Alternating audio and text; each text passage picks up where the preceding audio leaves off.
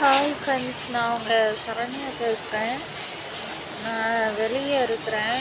இந்த பதிவு எதுக்குன்னா, என்கிட்ட இருந்து பாப்பாவை பிடுங்கி வச்சுக்கிட்டாங்க. நீ போய்க்கோ, எங்கள் பேத்தி எங்களுக்கு தந்துட்டு போய்க்கோ, நாங்கள் 3,00,000 போட்டு கல்யாணம் முடிச்சுப்போம், அதுக்கு எங்கள் பேத்தி ஒன்று தான் எங்களுக்கு அப்படின்னு சொல்லி பிடுங்கிட்டாங்க. எதுக்கு என்னை வெளியே துரத்தி விட்றாங்கன்னா, அவங்க சொல்கிற காரணம் என்னவா இருக்குதுன்னா, நான் வேலை செய்ய மாட்டேங்கிறேன் அப்படி தான் சொல்கிறாங்க. அவங்க சொல்கிற நேரத்துக்கு நான் எந்திரிச்சு வேலை செய்யணுமாமா, அப்படி இல்லைன்னா கிளம்பிக்கொடி அப்படின்னு சொல்கிறாங்க. வேலையே செய்யாமல் ஒருத்தி இருப்பாளா?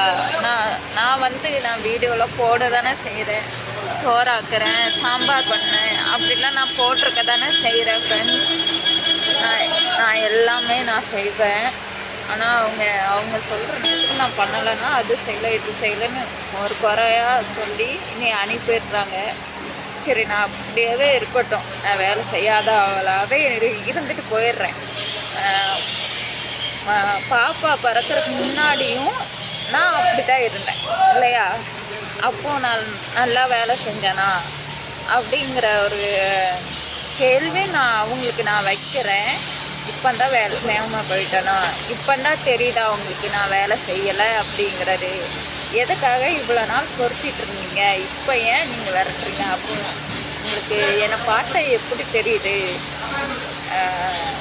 டிஷ்யூ பேப்பரை யூஸ் பண்ணி தூக்கி எறிகிற மாதிரியா நான் அப்படின்னு நான் கேட்குறேன். இந்த உலகத்துக்கிட்ட மீடியாவில் நான் கேட்குறேன், உங்களுக்குலாம் நான் டிஷ்யூ பேப்பர் மாதிரியா?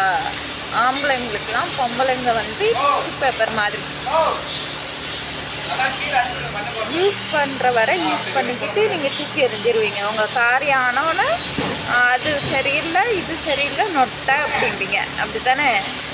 இல்லை, நான் கேட்குறேன், நீங்களே சொல்லுங்கள்.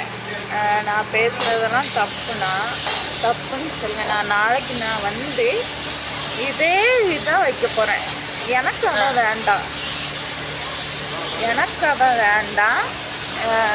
ஆனால் அவன் எனக்கு டைவர்ஸ் கொடுத்தாலும் அவன் எனக்கு கொடுக்குற ஜீவனாம்சங்கிறதும் கொடுப்பாங்க அப்படின்னு நான் கேள்விப்பட்டிருக்கேன்.